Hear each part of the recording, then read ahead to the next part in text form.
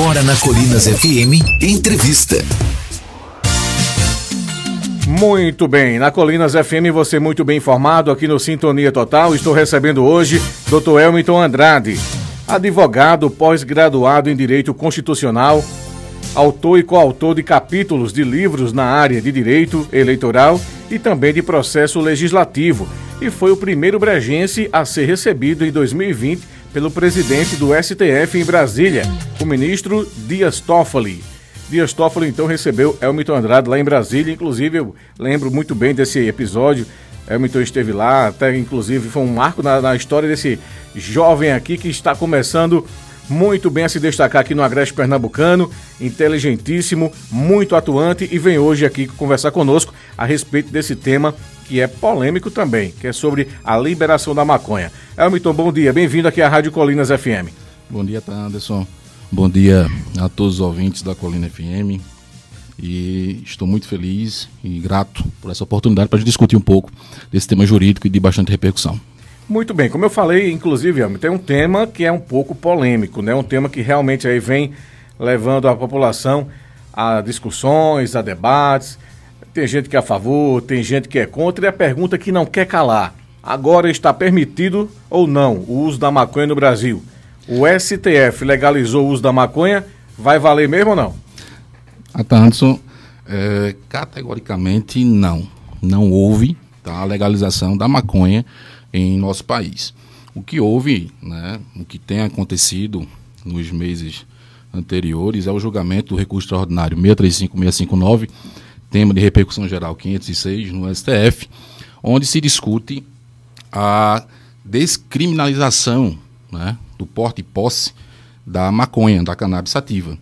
O que o Supremo fez foi estabelecer parâmetros para que os demais julgadores, as instâncias inferiores, pudessem estabelecer nos seus julgamentos. Por considerar, por exemplo, que determinado magistrado, ao julgar uma ação penal, ele entendia, por dar um exemplo claro, que 20 gramas de cannabis poderia ser utilizado como algo para o tráfico. E um outro magistrado, em um outro local, em um outro estado, em outra comarca, poderia entender que esses mesmos 20 gramas poderiam ser para uso pessoal. Então nós teríamos alguém segregado, preso, né, por fim, ou sentenciado a pagar pena de prestação de serviço comunitário pela posse de 20 gramas, e um outro que seria liberado pela mesma posse de 20 gramas. Então o Supremo, ele entendeu que era necessário ter estabelecimento de uma decisão que fosse abarcada todas essas situações.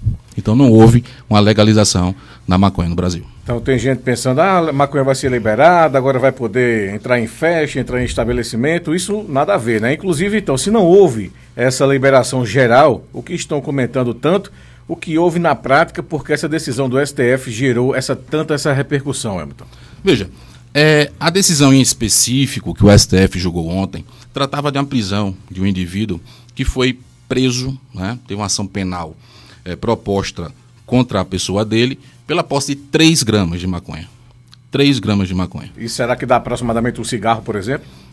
Não dá para estabelecer, dependendo da situação em que se ocorra ali, na boca do tráfico, não sei. Mas 3 gramas de maconha gerou uma sentença, não uma sentença privativa da liberdade dele, no sentido de reclusão ou prisão, mas houve o estabelecimento da medida para que ele fizesse a prestação de serviço comunitário.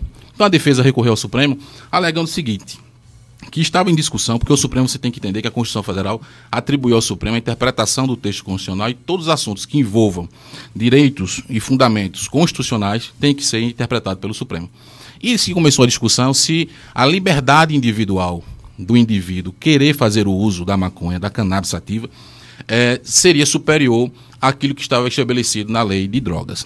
Chegou a discussão ao Supremo, 3 gramas, condenado a fazer o pagamento, né, de prestação de serviço comunitário, e o Supremo decidiu ontem, por 6-5, que absolver aquele indivíduo e entender que a posse de 3 gramas, tá, de cannabis sativa, conhecida como maconha, não geraria ilícito penal, e sim um ilícito administrativo. Como nós temos vários casos, o ministro Alexandre de Moraes chega a citar um dado importante, que foi feito um levantamento no estado de São Paulo, de 2013 até 2017, 600 mil apreensões. Pessoas foram conduzidas à delegacia por posse de droga. E ali a maioria por posse de maconha. Então, era um tema de muita repercussão, é um tema que a sociedade estava precisando ter uma definição, e o Supremo, na parte jurídica, tá? O Supremo ele fez apenas um estabelecimento para decisões judiciais. E está muito consignado no voto, até que o Poder Legislativo trate o tema e venha trazer uma nova legislação. Aí passa a valer aquilo que o Congresso Nacional assim determinar. Entendido. Agora fica aí essa dúvida para quem está nos ouvindo, inclusive eu tenho essa dúvida, qual a diferença entre despenalizar e descriminalizar? Me diz aí, Elmiton. Veja bem, a descriminalização que o Supremo fez, ele tornou um ilícito que antes estava sendo, como eu citei no início, o magistrado entendia aquilo como crime e sentenciava o indivíduo, né, aquela pena que está lá no artigo 28 da Lei 11.343 de 2006, um dos 3 incisos que estão lá, pena de prestação de serviço comunitário ou acompanhamento de palestras, tá certo? E cursos educativos. Porém, alguns outros entendiam que a posse de 20 gramas poderia ser um ilícito condicionado para o tráfico, e aí aumentava a pena, a pessoa poderia ter uma pena superior a isso. O que é que o Supremo disse?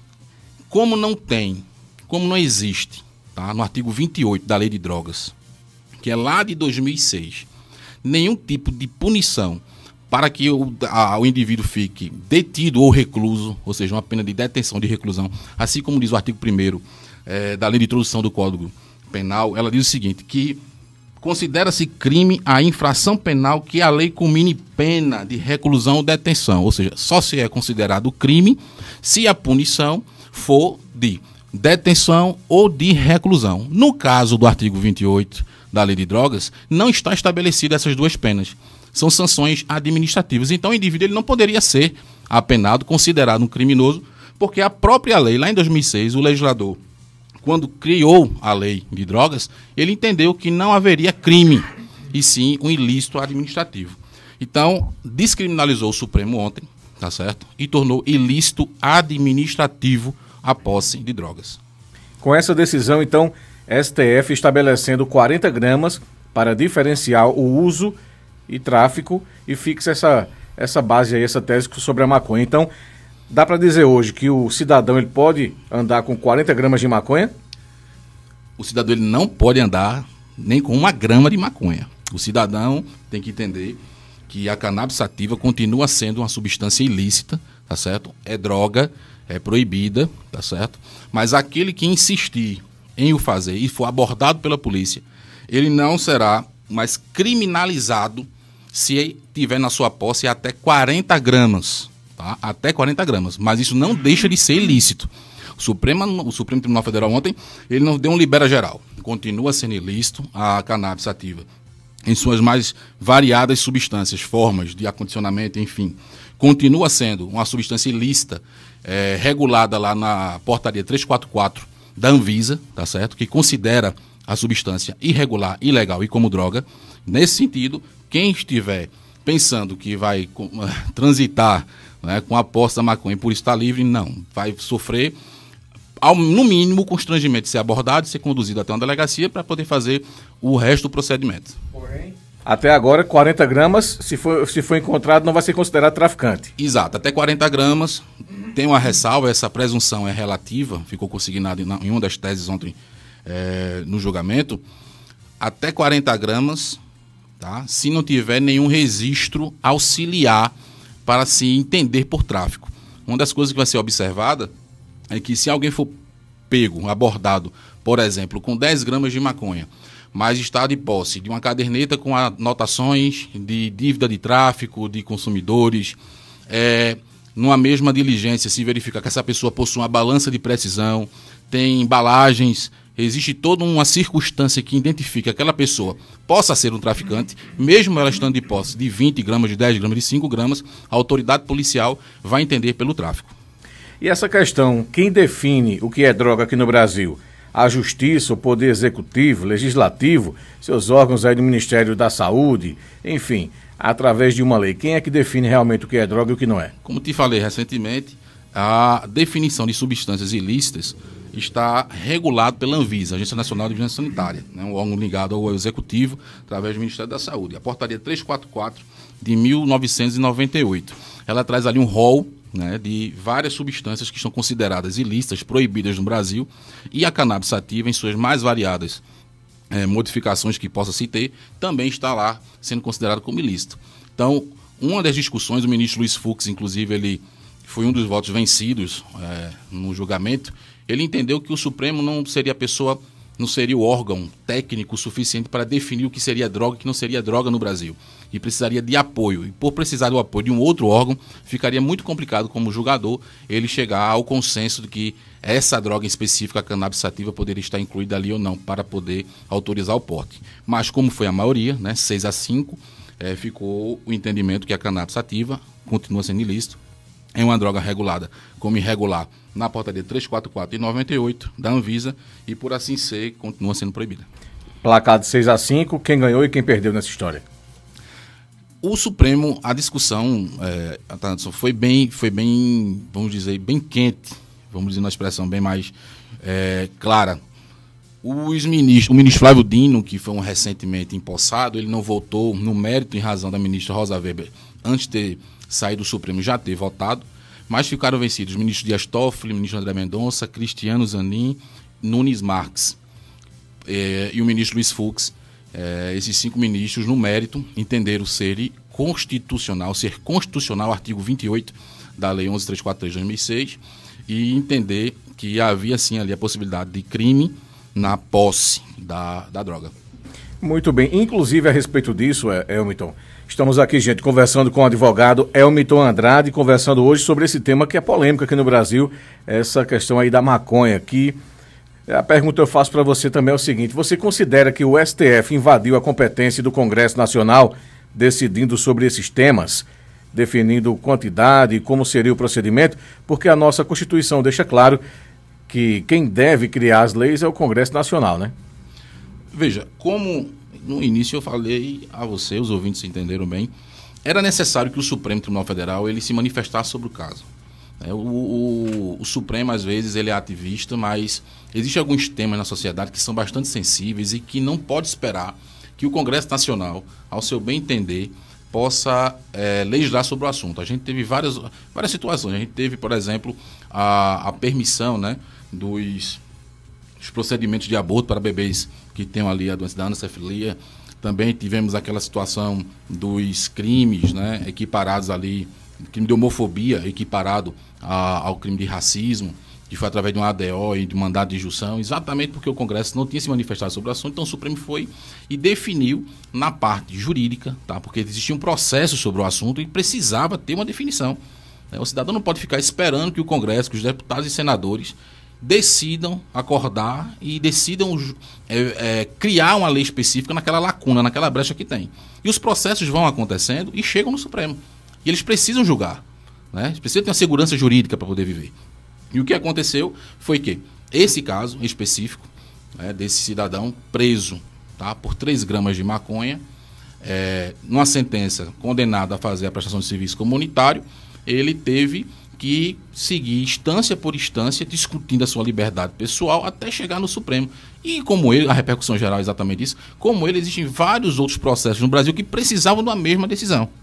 Então o Supremo, de forma temporária, isso ficou muito claro no voto dos ministros, e essa decisão vale até que o Congresso Nacional se manifeste. Aí o Congresso vai e se manifesta, né? E agora quer criar uma PEC, a PEC 45 de 2023, para ir de encontro exatamente ao que o Supremo disse ontem, né? O Supremo entende pela descriminalização e agora o Congresso Nacional quer entender pela criminalização mesmo de quem tiver se abordado, tiver de posse ali de drogas. É possível uma guerra de poderes aí sobre o tema ou não? Já está acontecendo a guerra de poderes, né? O presidente do Senado, Pacheco, ele já fez várias críticas ao Supremo, entendendo que está havendo invasão de competência, tá certo, para legislar sobre o assunto.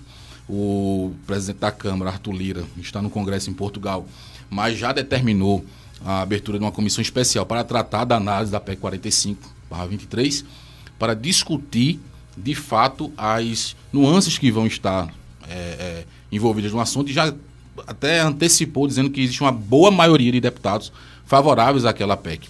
E aí nós temos um problema, Atantes, que as pessoas que, a partir da publicação, né, foi feita a publicação do voto no dia de hoje, pela manhã no sistema do Supremo, e vamos esperar o prazo de recurso agora para poder a decisão tomar pé e começar a valer. Mas, suponhamos que alguém beneficiado com essa decisão do Supremo, né, seja abordado com 35 gramas ou 40 gramas de maconha e não vai mais sofrer um TCO como acontecia antigamente, né?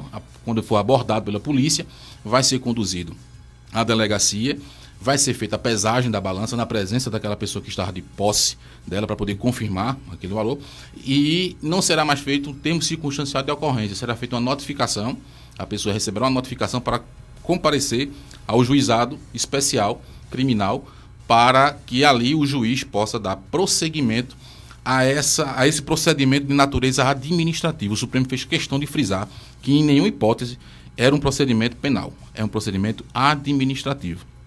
E a pessoa vai ser beneficiada, por exemplo, com a determinação judicial para que ela compareça a cursos, mostrando que é o efeito nocivo da maconha com base na decisão do Supremo. Mas caso essa PEC, que está em tramitação no Congresso, agora está na Câmara dos Deputados, seja aprovada e promulgada ao final, essa mesma pessoa que agora foi beneficiada e ficará livre pela posse de 40 gramas de maconha, pode vir futuramente a ser presa se a PEC que está sendo tramitada, que está em trâmite no Congresso Nacional, for aprovada. Então a mesma pessoa poderá ser uma hora beneficiada e mais na frente poderá ser prejudicada com base na mesma situação, a mesma quantidade de posse de maconha, porque agora existe uma guerra de poderes.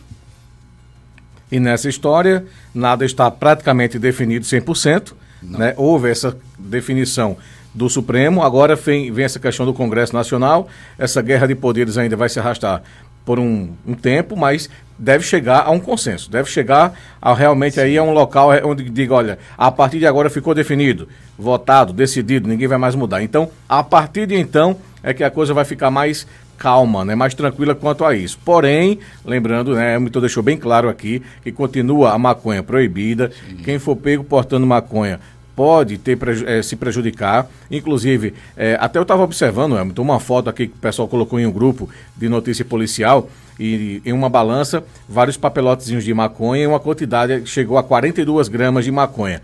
É muita coisa. Se aquela foto ali for real mesmo ali, não é pouco para uma pessoa estar portando, eu acho, né? Isso é opinião minha, pessoal, uma quantidade dessa. Então eu acredito que o Supremo vai tentar chegar a diminuir essa quantidade, porque assustou muita gente. Essa quantidade é de 40 gramas. Existia um entendimento, né? Os ministros foram nos seus votos individuais estabelecendo uma gramatura para poder se estabelecer um limite, e ficou entre 25 e 60, e chegou no máximo agora a 40 gramas. Agora a gente tem que entender que a questão da posse da maconha, o uso da cannabis é uma questão de saúde pública, não é?